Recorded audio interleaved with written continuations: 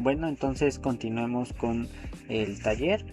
Eh, Vamos a realizar, como les dije, este ejercicio en el cual obtendremos el diagrama de entidad de relación de las tablas que les he venido mostrando desde el principio. Bueno, entonces aquí hay que identificar primero pues a las entidades. Como vemos tenemos estudiante, facultad, clase y enroll. Enroll es un caso específico que ahorita vamos a analizar y a continuación identifiquemos los atributos de cada una de las entidades.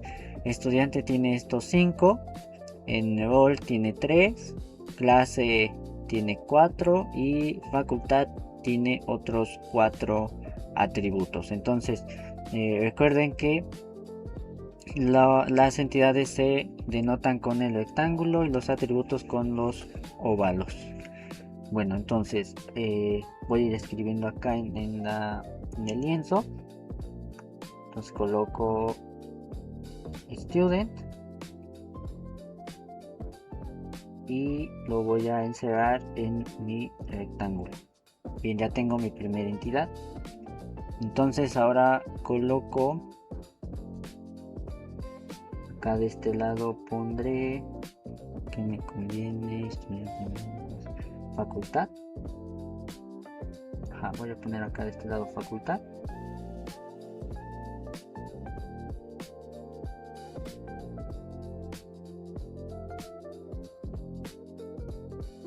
Listo. Y acá abajo colocaré a clase.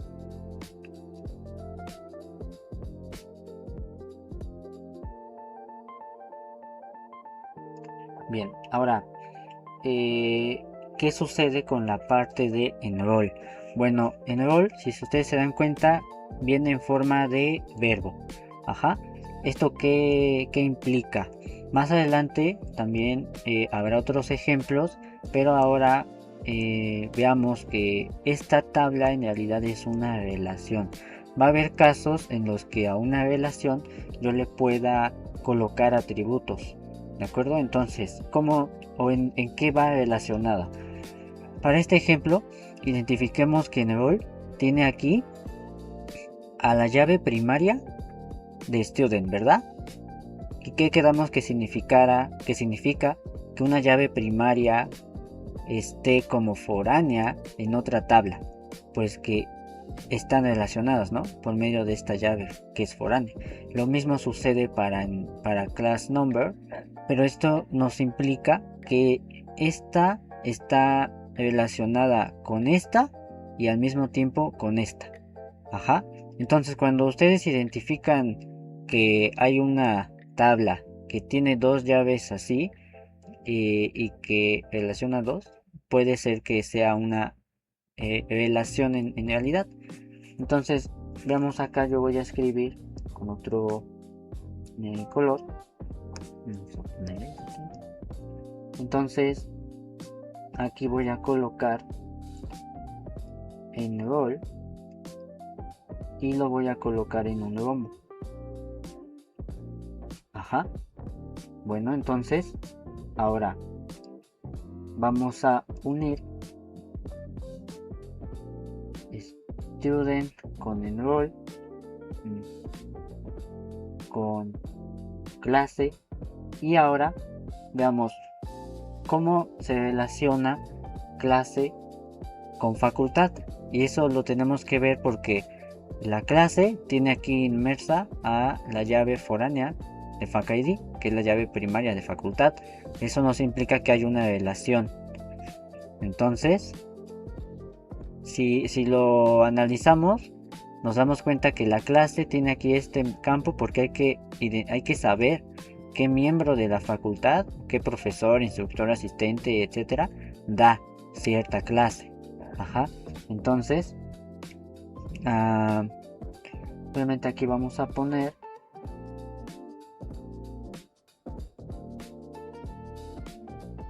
una relación de tipo, por ejemplo, imparte.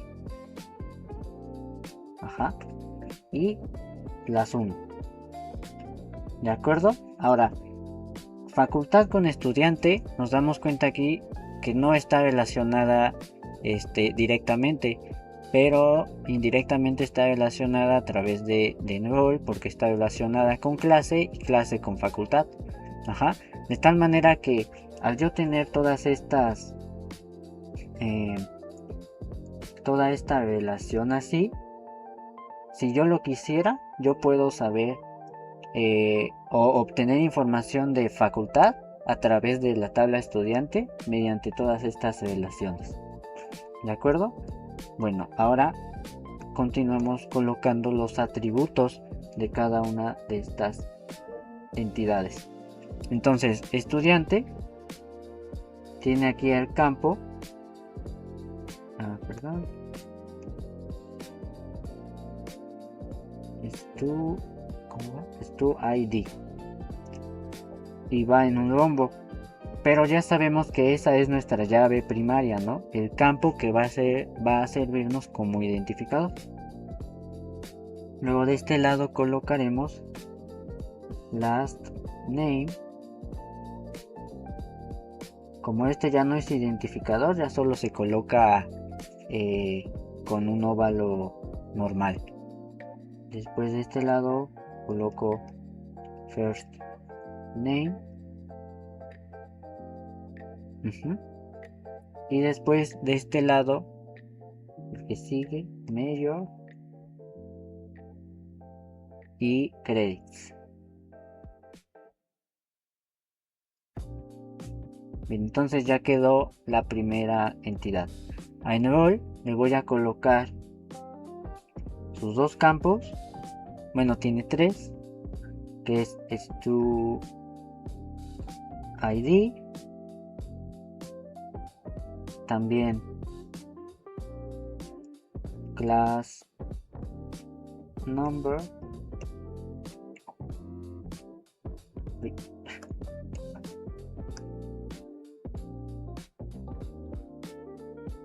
listo, y también el de grade.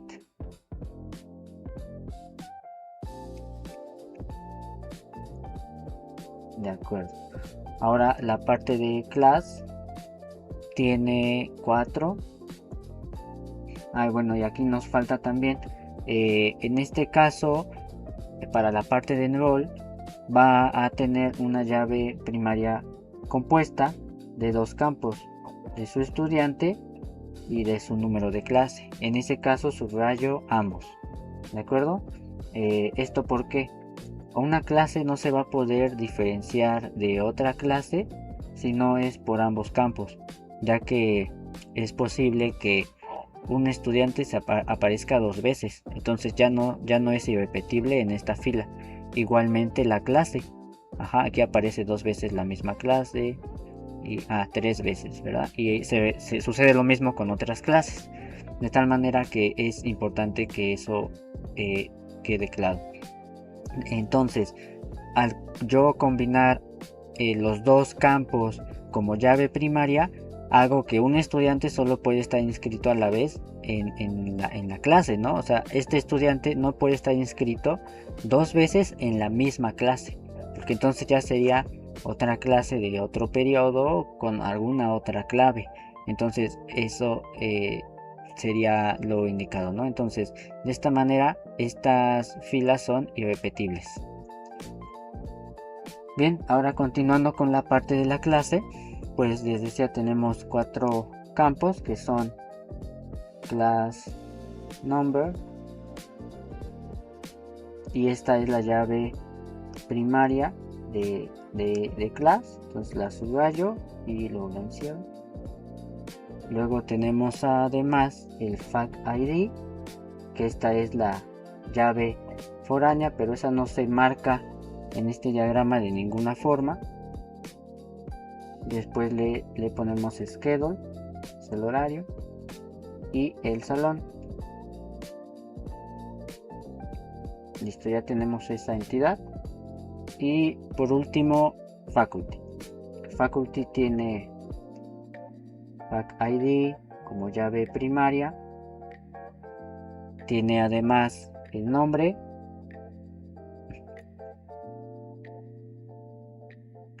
el departamento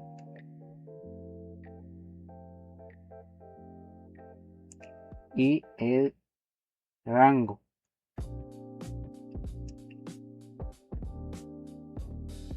Bien, entonces al momento este es el diagrama que vamos a tener para este ejercicio. Lo que nos falta de este diagrama es la parte de las cardinalidades que vamos a explicar en un momentito. Déjenme, les pongo aquí de este lado. Voy a poner bien. Entonces aquí está explicada la parte de los atributos de una relación que vino a raíz de este problema. Y entonces dice, consideremos la relación cursa, que es, bueno, poder hacerla de nuevo, entre las entidades alumno y asignatura. Podremos asociar a la relación cursa un atributo nota para especificar la relación que ha obtenido un alumno en una determinada asignatura. ¿Esto por qué? Yo no puedo, si lo piensan, colocar la nota tanto para el alumno ni tanto para la asignatura, ¿verdad? Porque el alumno tiene nota por cada asignatura que toma. Y en una asignatura pues no se asigna una nota en general, sino es una nota por alumno. Pero la tabla de cursa nos sirve como una especie de... bueno, en sí es una relación, pero nos sirve como una tabla que engloba ambas situaciones. Y como yo relaciono un alumno con una sola asignatura, pues ahí sí puedo colocarle la nota y tiene el significado indicado, ¿no? Que sí nos dé información de que un alumno sacó tal calificación en una asignatura. Otro ejemplo típico nos dice acá es los que presentan históricos. Por ejemplo, a la hora de entrar a un bueno, veamos primero esto y luego les digo otro. Fecha y hora, ¿no? Porque hay sucesos que pueden darse como en la misma fecha, pero a diferente hora. Entonces es en esos casos donde también este tipo de relaciones con atributos nos pueden ayudar a diferenciar registros de otros. En algunas ocasiones también vamos a estar identificando, bueno, más bien esto es siempre, necesitamos indicar cómo se dan las relaciones en términos de cantidades, de cuánto es lo mínimo de instancias de una entidad que se relacionan con instancias de otra entidad, ¿no? Mediante su relación. Entonces, ¿qué es la cardinalidad? Bueno, en principio tenemos dos, la cardinalidad de las relaciones y de las entidades. La de las relaciones es una que nos va a indicar el número máximo de ocurrencias de cada entidad que pueden intervenir en una ocurrencia de la relación. Entonces este va a ser un numerito que va a estar en la parte superior de los rombos que nos indican la relación entre las entidades. Y pueden ser en esencia 4 casos, pero 2 son casi iguales. El que es 1 a 1, 1 a muchos, muchos a 1, que es como nada más al revés, y el de muchos a muchos. Entonces vean aquí cómo tienen este numerito. Esta es la cardinalidad de las relaciones. N2.1. Esto significa de muchos a 1. Entonces, en este ejemplo sabemos que un jugador pertenece a equipos de fútbol, ¿verdad? O de cualquier otra cosa, ¿sí? Pero bueno, aquí ¿por qué está el N del lado de jugador y el 1 del lado de equipo? Bueno, si lo pensamos, muchos jugadores pertenecen a un equipo y a un equipo pertenecen muchos jugadores. ¿Están de acuerdo? Entonces, veamos acá. La cardinalidad indicará el número de ocurrencias de la entidad jugador que se relaciona con cada ocurrencia de la entidad equipo y viceversa. Es decir, muchos jugadores van a tener asignado a un mismo equipo. Porque el equipo tiene bastantes jugadores, pero el equipo también va a tener asociado a varios jugadores. Y por el contrario, un jugador pues solo va a tener asignado a un solo equipo, ¿no? Porque no puede estar en varios equipos a la vez. Entonces la manera de representarlo es con 1n, n1, y ya para los otros casos que veremos adelante de muchos a muchos, pues se suele usar la misma letra o diferente, pero comúnmente es una n o una m. Ahí no hay problema si se usa NN, eso es indistinto. Entonces las relaciones 1 a 1 en principio son las que para cada ocurrencia de una entidad solo habrá una ocurrencia relacionada con una instancia de la otra entidad. Entonces veamos por ejemplo acá como un alumno tiene asignado en la escuela, por ejemplo, un solo expediente, ¿verdad? O sea, el expediente es personal. Entonces el alumno tiene un solo expediente y un solo expediente le pertenece a un solo alumno, ¿verdad? Entonces es en ese caso donde se tiene que colocar que es una relación de 1 a 1. Esto hay que pensarlo muy bien porque si no, pues nos da a casos en los que no se esté expresando bien la cantidad de instancias de una entidad que se relaciona con otra entidad. Entonces acá esta diapositiva nos muestra distintas maneras de representar la misma, pues sí, el mismo objeto, ¿no? de cardinalidades.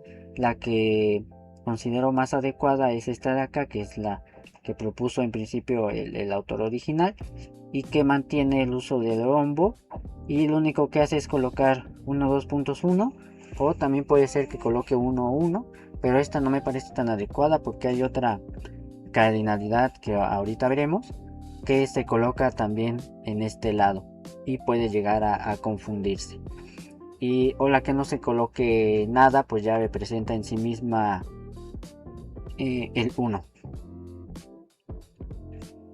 Bueno, la relación 1 a muchos, que fue la que analizamos en el ejemplo del equipo de fútbol.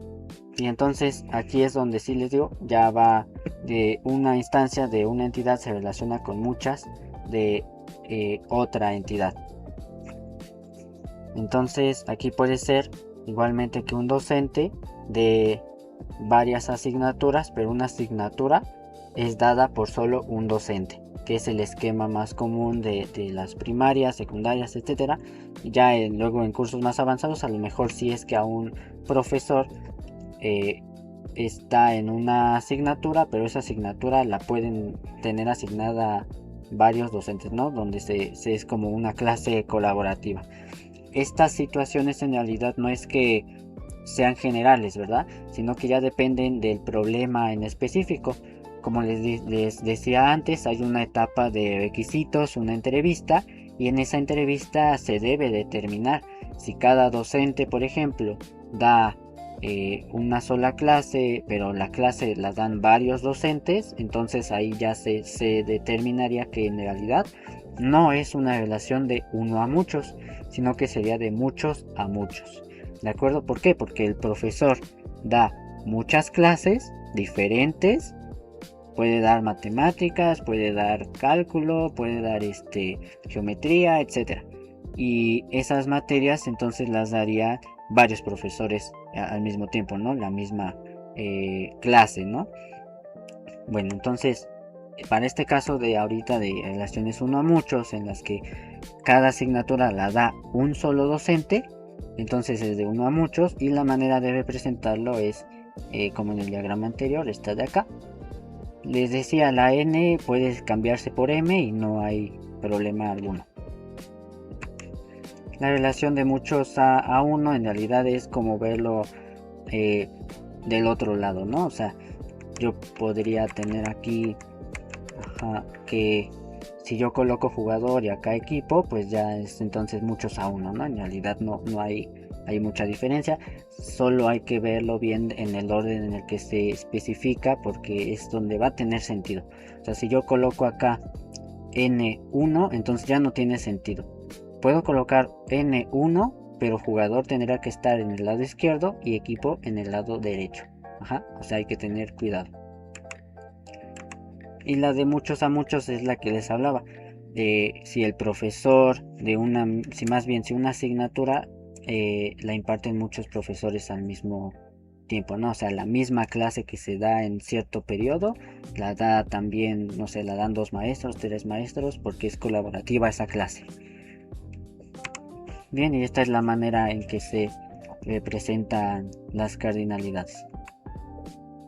Bien, vamos aquí a detenernos y volvamos al ejemplo que tenemos acá.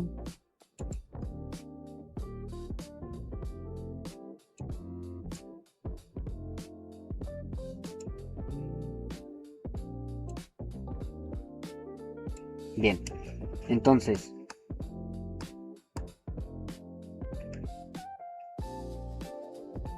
un estudiante, ¿en cuántas clases creen que se inscriba? En realidad es en muchas. Entonces, un estudiante se inscribe en muchas clases, pero a una clase también se inscriben muchos estudiantes, ¿están de acuerdo? Es decir, hay una relación de muchos a muchos.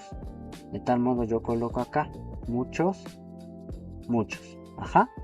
Y entonces ya sé que muchos estudiantes se inscriben en muchas clases y en muchas clases hay muchos estudiantes.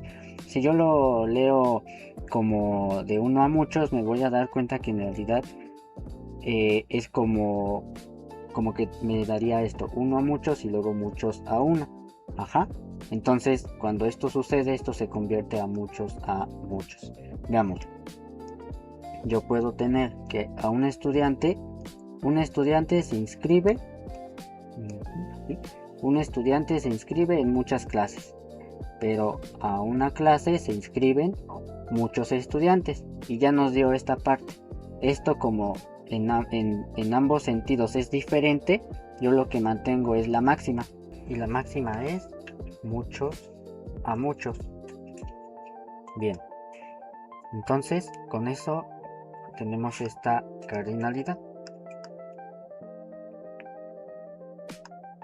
Ahora nos falta la cardinalidad de clase y miembros de la facultad, que de hecho explicamos un caso similar o prácticamente igual en los ejemplos. Habíamos dicho que un miembro de la facultad pues daba una clase, más bien dan muchas clases, pero una clase pues es impartida por solo un miembro de la facultad. Entonces nos va a quedar para este caso de uno a muchos. Un miembro de la facultad da muchas clases y una clase la imparte solo un miembro de la facultad.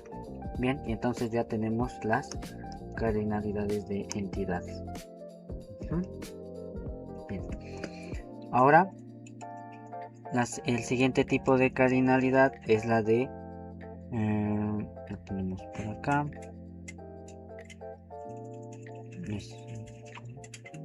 Antes habíamos visto la cardinalidad de relaciones, y acá está la cardinalidad de las entidades.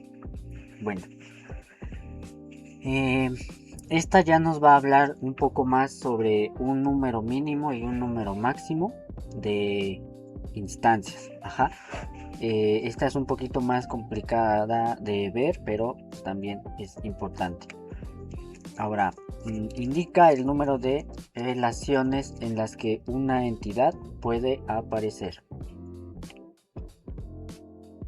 Dice, sean las entidades A y B. ¿Cómo que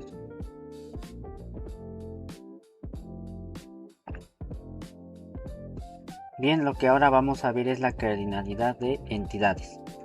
Esta cardinalidad es un poco más compleja de ver, pero es igualmente importante.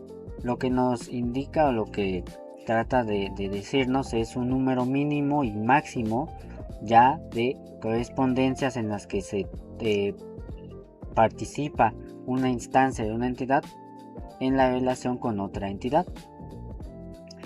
Entonces dice, sean las instancias A y B, la participación de la entidad A en una relación es obligatoria o total si la existencia de cada una de sus ocurrencias necesita, como mínimo, de una ocurrencia de la entidad B.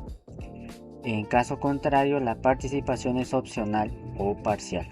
Veamos acá de este lado. Igualmente que en la otra tenemos de tipo 1,1, 0,1. Bueno, esta es nueva, aquí ya puede haber, como dice acá, una tipo parcial en la que no sea obligatoria, pues entonces sería un caso de 0n01 o 1n, ¿de acuerdo? También nn. Entonces, ¿qué es una cardinalidad mínima? Una cardinalidad mínima es el número así más pequeño de asociaciones en las que aparecerá cada instancia de la entidad con la otra instancia. Entonces, comúnmente el mínimo puede ser 0, 1, aunque también puede darse que sea muchos. Y la máxima pues también se va a representar con una n, que es lo más común, es decir, el número máximo. Ejemplo, acá tenemos esto. Ya habíamos hablado del jugador y el equipo, y de hecho ahí les hice un pequeño spoiler de que un jugador pertenece a un equipo de fútbol, pero ¿a cuántos máximo equipos puede pertenecer? Pues a uno igualmente, ¿no? O sea, ¿pertenece a uno o pertenece a uno nada más, ¿no? Sin embargo, acá de hecho, fíjense, nos pone que puede ser de 0 a 1. ¿Por qué? Porque puede ser que el jugador, pónganle, esté registrado en la asociación del deporte, no sé, de fútbol, pero a lo mejor todavía no tiene equipo asignado. Entonces puede pertenecer a 0 equipos, ¿no? Eso es válido, ¿sí? Ahora, del otro lado, un equipo pertenece en mínimo ¿cuántos jugadores? Pues en principio a lo mejor un jugador necesita el equipo para que se registre, ¿no? Por ejemplo. Pero luego, ¿cuál es el máximo número de jugadores que puede tener? Aquí no es como tal, o como tal no se suele poner el número máximo. Siempre cuando ya se habla de más de uno, se coloca n, se coloca como muchos, ¿de acuerdo? Entonces a un equipo pertenece mínimo un jugador y máximo muchos jugadores. Así es como se debe de leer. De tal manera, fíjense que de hecho hay un sentido en cómo se va a ir armando esto, Dice, voy a empezar desde jugador hacia equipo. Un jugador pertenece a mínimo ¿cuántos equipos? Entonces pongo 0, porque es el mínimo. Pero fíjense que fui de izquierda a derecha y el resultado lo puse en la derecha.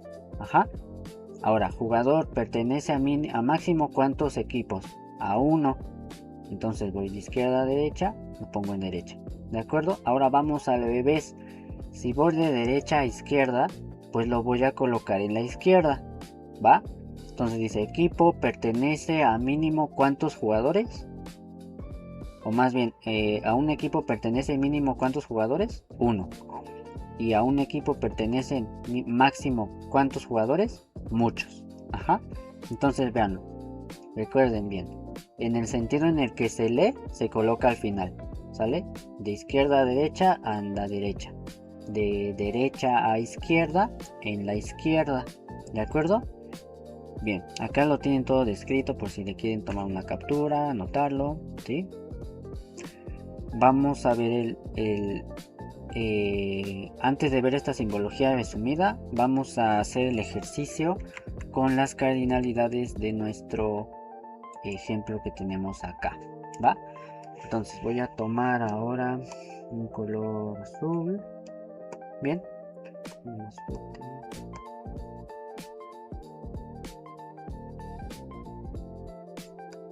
Y entonces veamos. Un estudiante, voy de izquierda a derecha, ¿va? Estudiante hacia clase. Entonces, un estudiante a mínimo, ¿cuántas clases se inscribe? Pues a mínimo una, ¿no? Esta, no lo dije antes, pero esta debe de ir entre paréntesis. Bien, Ahora, un estudiante máximo a cuántas clases se inscribe. Pues un estudiante puede tomar varias clases al mismo tiempo. Ajá, me refiero a un mismo periodo, ¿no? Un mismo periodo escolar. Entonces sería de 1 a muchos. Ahora, al revés, a una clase se inscriben mínimo ¿cuántos estudiantes? Mínimo, a lo mejor, un estudiante para que se abra la clase. Esto es algo que ya depende del problema, ¿no? A lo mejor la escuela tiene como regla que si solo hay un estudiante no se abre. Pero bueno, vamos a suponer acá que es de uno, de que se necesita uno. Y luego, a una clase se inscriben máximo ¿cuántos estudiantes? Nuevamente, muchos, ¿no? Muchos estudiantes. Y aquí viene un truco. ¿Cuál es el máximo de este lado? Es muchos. Y el máximo de este otro lado también es muchos. Entonces yo aquí puedo hacer esto. Este muchos lo coloco acá y este muchos lo coloco acá. Y si yo calculo primero estas dos, que son las cardinalidades de entidades, entonces puedo sacar fácilmente la cardinalidad de la relación. Ajá. O les puede servir como un comprobante, ¿no? Como para comprobar que lo hayan hecho bien.